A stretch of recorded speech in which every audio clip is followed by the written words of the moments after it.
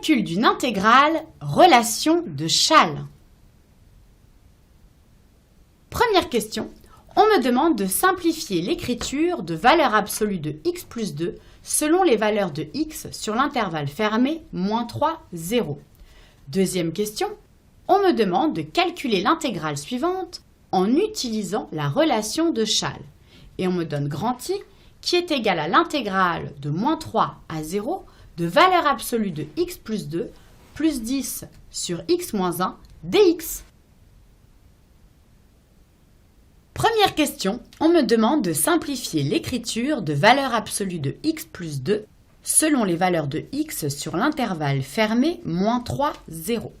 Alors, simplifier une écriture, ici, donc si je regarde ce qu'on me demande de simplifier, c'est valeur absolue de x plus 2. Donc, sûrement simplifier, ça veut dire d'enlever les valeurs absolues. Alors, je crois qu'une valeur absolue, c'est toujours positif. Mais alors, comment enlever une valeur absolue en gardant l'intérieur toujours positif? Alors, peut-être que je pourrais avoir un petit rappel de cours qui pourrait m'aider à passer cette étape. Et bien voilà, alors qu'est-ce qu'on me dit? Si grand A est supérieur ou égal à 0, alors la valeur absolue de grand A est égale à grand A. Donc là, je peux enlever la valeur absolue. Et si grand A est inférieur ou égal à 0, alors la valeur absolue de grand A est égale à -A. Et bien, très bien, donc en fait, ça veut dire que je vais regarder si x plus 2 est positif, et à ce moment-là, je pourrais enlever la valeur absolue. Et si x plus 2 est négatif, et bien, je mettrai un moins devant x plus 2. Et bien, c'est parti. Alors, donc j'ai dit, si x plus 2 est supérieur ou égal à 0, alors j'aurai la valeur absolue de x plus 2 qui sera égale à x plus 2. Alors ici, x plus 2 supérieur ou égal à 0, donc on me demande selon les valeurs de x sur l'intervalle -3, 0. Alors je vais isoler x, donc ici, si je mets x tout seul, je vais passer le 2 de l'autre côté, ça va faire -2. Et si x est supérieur ou égal à -2, il faut aussi que ce soit dans l'intervalle -3, 0. Alors, soit je le vois directement, soit je me fais un petit axe, hop. Alors ici, j'ai -2, hop, 0, et on me demande du -3. Alors ici, mon intervalle, moi, je travaille sur -3, 0 fermé, c'est-à-dire qu'on prend les valeurs -3 et 0, c'est inclus. Et ici, qu'est-ce qu'on me dit? Il faut que x soit supérieur à -2. Et on le prend aussi. Hop. Donc, ça fait tout ça. Donc, je regarde là où j'ai doublement assuré. Et bien, c'est de -2 à 0. Donc, si je pars en termes d'intervalle, je peux dire que si x appartient à l'intervalle -2, 0, je peux simplifier ma valeur absolue. Et j'ai la valeur absolue de x plus 2 qui vaut x plus 2. Donc, il me reste quoi sur mon intervalle? Il me reste le -3 à -2. À mon avis, la valeur absolue, ce sera égal à -x plus 2, entre parenthèses. Donc, je vais le refaire. Donc, ça, c'était le premier cas. Et si x plus 2 est négatif, ça me donne x plus petit que -2. Donc, x plus petit que -2, si je regarde ici, ça va me faire ça, hop. Et donc, je regarde où j'ai doublement assuré avec mon bleu. Eh bien, ce sera sur l'intervalle -3, -2. Donc, je peux noter que si x appartient à l'intervalle -3, -2, je les prends, hop, les valeurs. Alors, j'ai la valeur absolue de x plus 2 qui vaut moins x plus 2. Et si j'enlève la parenthèse, ça me fait -x, -2. J'ai donc trouvé mes deux cas de figure. Hop, je peux souligner mes deux solutions. Donc le premier cas et le deuxième cas de figure. Hop, et je peux vérifier ma solution qui me dit la valeur absolue de x plus 2 est égale à x plus 2 si x appartient à l'intervalle fermé -de 0. Et le deuxième cas de figure, la valeur absolue de x plus 2 est égale à -x moins 2 si x appartient à l'intervalle fermé -3, -2. Deuxièmement, on me demande de calculer l'intégrale suivante en utilisant la relation de Chasles et on me donne grand I est égal à l'intégrale de moins 3 à 0 de la valeur absolue de x plus 2 plus 10 sur x moins 1 dx. Alors ici, si je regarde l'intégrale qu'on me demande de calculer, eh bien je vois que j'ai la valeur absolue que j'ai simplifiée dans la question 1. Donc je vais renoter tout de suite ce que j'avais trouvé pour ma valeur absolue. Donc j'avais trouvé que la valeur absolue de x plus 2 est égale à x plus 2 si x appartenait à l'intervalle moins 2, 0. Et la valeur absolue de x plus 2 était égale à moins x moins 2 si x appartenait à l'intervalle moins 3, moins 2. Ça va sûrement me servir à calculer l'intégrale. Alors ici, on me demande d'utiliser la relation de Chasles. Alors la relation de Chasles, je crois que j'ai déjà vu ça, mais pour d'autres choses, plutôt en géométrie quand j'étais au collège. Alors peut-être que je pourrais avoir un petit rappel de cours pour savoir ce que ça donne sur les intégrales. Alors qu'est-ce qu'on me dit? Relation de Chasles d'une intégrale. Pour tout nombre C qui appartient à l'intervalle fermé AB, j'ai l'intégrale de A à B f de x dx qui est égale à l'intégrale de A à C f de x dx plus intégrale de C à B f de x dx. Je remarque en fait, qu'est-ce que j'ai fait? J'ai coupé ici mon intégrale, j'ai mis ici en haut un C et là en bas, et en bas je retrouve le A et le B qu'on a là. Très bien, donc en fait j'ai coupé l'intégrale en deux en mettant un petit C ici. Donc ici, je peux couper mon intégrale en deux intégrales en un chiffre qui appartient à l'intervalle moins 3, 0. Alors dans mon énoncé, à quoi ça va me servir? Oui, je comprends parce que je vois que la fonction valeur absolue prend deux expressions différentes selon que x est plus petit que moins 2 ou plus grand que moins 2. Donc, je vais couper l'intégrale en moins 2. Donc, je vais pouvoir appliquer ma relation de Chasles. Je renote mon intégrale i qui était égale à l'intégrale de moins 3 à 0 de valeur absolue de x plus 2 plus 10 sur x moins 1 dx. Bon, là, je n'ai pas renoté la parenthèse parce qu'en fait, c'est dans l'intégrale, donc j'en ai pas vraiment besoin. Donc, ici, qu'est-ce que je vois? Donc, moi, je vais vouloir couper mon intervalle ici de moins 3 à 0 en passant par moins 2, parce que c'est en moins 2 que ça change. Donc, c'est parfait. Donc, je coupe mon intégrale grâce à la relation de Chasles. Donc, j'ai grand I qui est égal à l'intégrale de moins 3 à moins 2 de valeur absolue de x plus 2 plus 10 sur x moins 1 dx, plus, là le moins 2, hop, il repart ici, de moins 2 à 0, de valeur absolue de x plus 2 plus 10 sur x moins 1 dx. Donc je mets, d'après la relation de Chasles,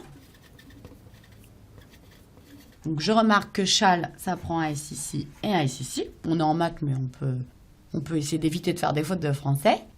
Car, j'ai intégré le moins 2 qui correspondait à mon petit c dans ma définition de la relation de Chasles. Car moins 2 appartient à l'intervalle moins 3, 0. Et c'est parfait. Donc maintenant que j'ai mon nouvel intervalle, je vais pouvoir simplifier ma valeur absolue. Je vais faire un petit peu de place. OK. Donc, grand I est égal à intégrale de moins 3 à moins 2. Donc, sur l'intervalle moins 3 à moins 2, valeur absolue de x plus 2 s'écrit moins x moins 2. Donc, je remplace moins x moins 2 plus 10 sur x moins 1 dx. Attention, j'oublie pas le dx, c'est très important. Plus intégrale de moins 2 à 0. Donc, sur l'intervalle moins 2 à 0, la valeur absolue de x plus 2 s'écrit x plus 2. Donc, je remplace x plus 2 plus 10 sur x moins 1 dx. Je vais faire un petit peu de place. Alors, maintenant que j'ai simplifié mes deux intégrales, je vais essayer de les calculer. Alors, comment on calcule une intégrale? Je crois qu'il faut que je trouve une primitive de cette petite fonction que j'ai à l'intérieur. Mais peut-être que je pourrais avoir un petit rappel de cours qui me remémorerait bien les étapes à faire. Calcul d'une intégrale.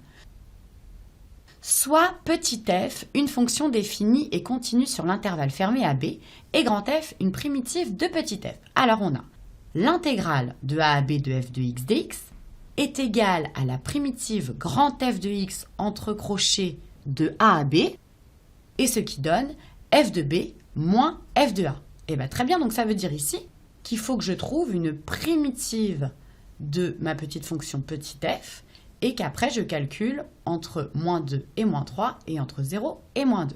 Bon bah c'est parti. Alors là je regarde ici l'intérieur de mon intégrale. Ici j'ai du x, du moins 2, ça pose pas de problème. Et ici, je vois que j'ai 10 sur x moins 1. Alors x moins 1, bah, dès que j'ai pas du x tout seul, ça va être du u de x. Si je pose u de x qui est égal à x moins 1, dès que j'ai du u, je sais que pour trouver une primitive, il faut aussi que je fasse apparaître du u'. Alors, u', bah, c'est assez simple. Si je dérive x moins 1, bah, x, ça me donne 1, et moins 1, ça me donne 0. Donc ici, je suis un peu sous la forme de u' sur u fois 10, mais je sais que quand je multiplie par un réel, ça ne change pas grand-chose. Je garde juste le réel devant. Donc ici, j'ai quelque chose de la forme u' sur u.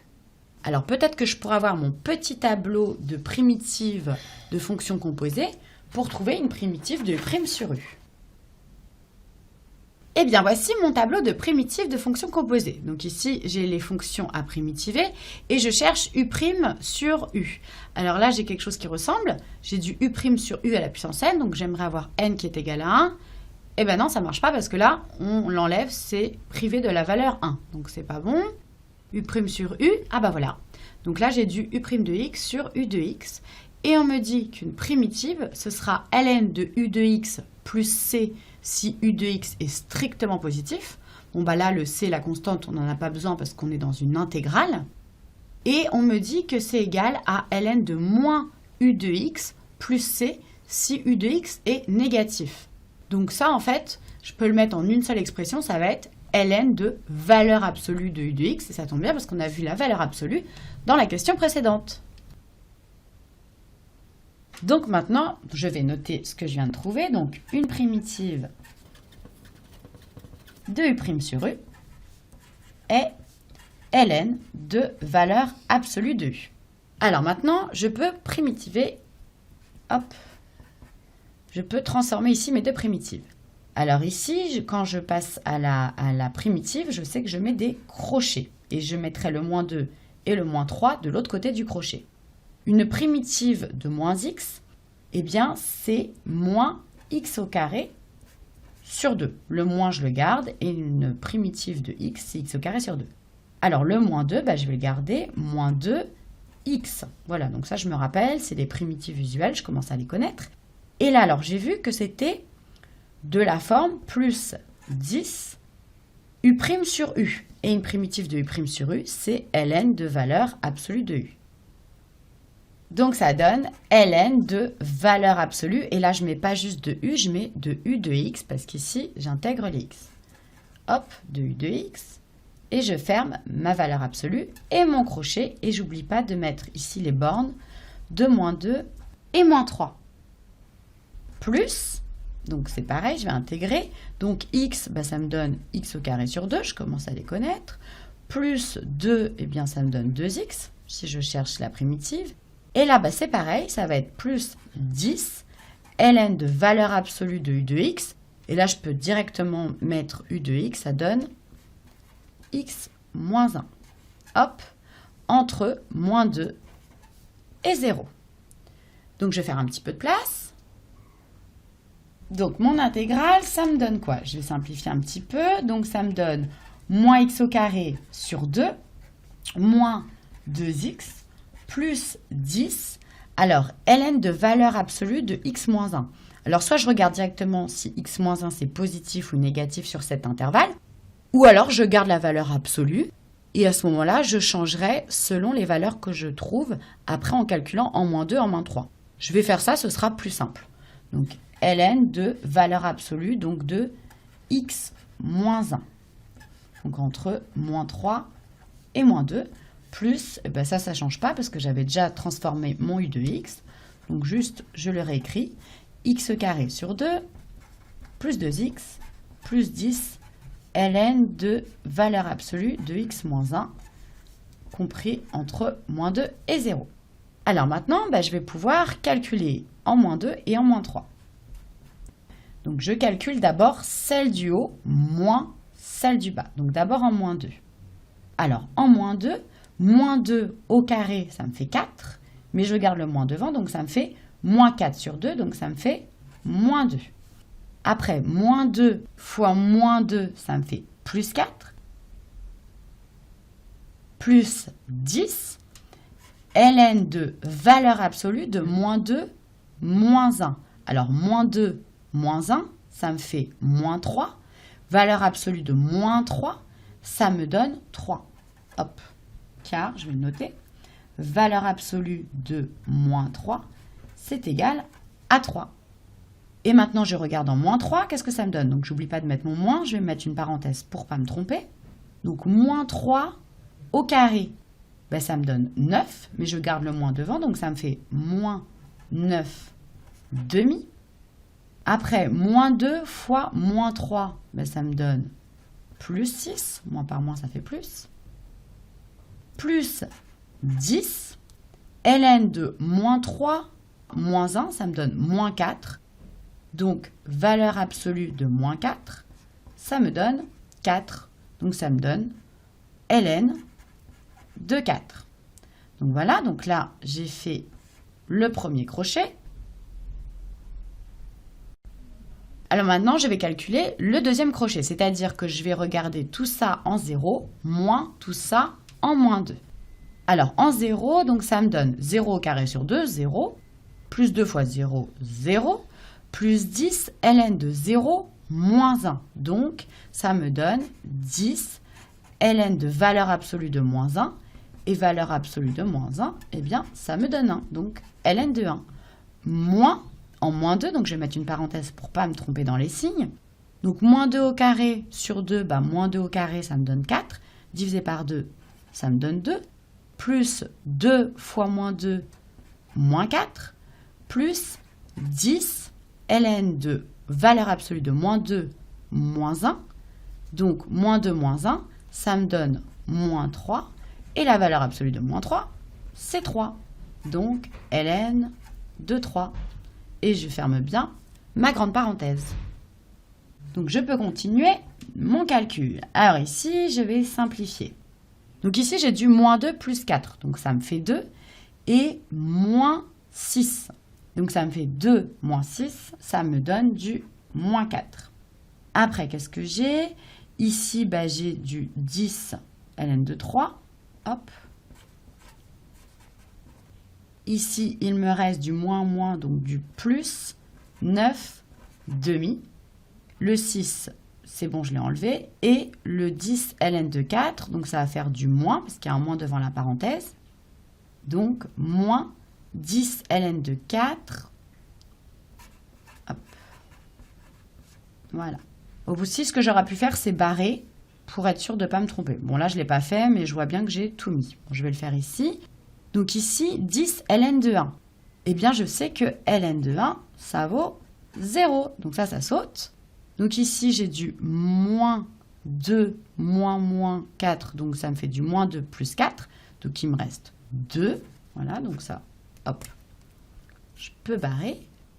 Et après, j'ai du, ici j'ai un moins devant, donc du moins 10 ln de 3. Hop, je peux barrer. Alors, qu'est-ce qui me reste? Je vais faire un petit peu de place. Alors, dans les réels, qu'est-ce que j'ai? J'ai du moins 4, j'ai du 9 demi et j'ai du 2. Alors déjà, moins 4 plus 2, ça me fait moins 2. Hop, hop. Après, moins 2 plus 9 demi. Si je mets moins 2 sur 2, eh bien, ça me fait du moins 4 demi plus 9, hop, demi. J'ai juste mis ici le moins 2 sur 2. Après, qu'est-ce qui me reste? Du 10 ln de 3 et du moins 10 ln de 3. Hop, ça saute. Ça aussi, je l'ai enlevé. Et il me reste du moins 10 ln de 4. Alors, ln de 4, je sais qu'on aime bien simplifier les logarithmes népériens. Or, ln de 4, je sais que c'est ln de 2 au carré. Et je sais ici que les puissances, on peut le mettre devant le ln. Donc, ça me donne 2 ln de 2. Donc, ici, ça me donne moins 10 2 ln de 2. Donc, moins 20 ln de 2. Donc, au final, qu'est-ce qui me reste? Donc, moins 4 plus 9, ça me donne du 5 demi moins 20 ln de 2. Donc, j'ai trouvé ma solution. Hop, je peux la mettre proprement ici en dessous. Donc, ça me donne 5 demi moins 20 ln de 2. Voilà. Donc, je peux souligner ma solution. Et je vérifie. Et j'ai bien mon intégrale grand I qui est égale à 5 demi moins 20 ln de 2.